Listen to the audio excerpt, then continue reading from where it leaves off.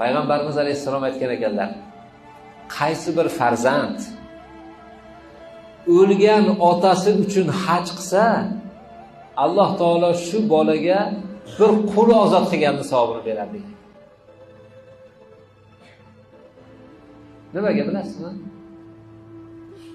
Alloh taolo otasiga yaxshilik qilgan bolani yaxshi ko'rib qolar ekan. O'zingizni hajingiz, umrangiz qabul bo'ldimi, qabul bo'lmadimi, Xudo biladi.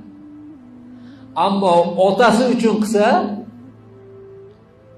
Alloh yaxshi ko'rib shu bandasini bir qul ozod qilgan savobini berar ekan. Otasigachi bu kishi xato nuqsonlar bilan haj qildi, umra qildi. Alloh taolo mukammal qilib berar ekan.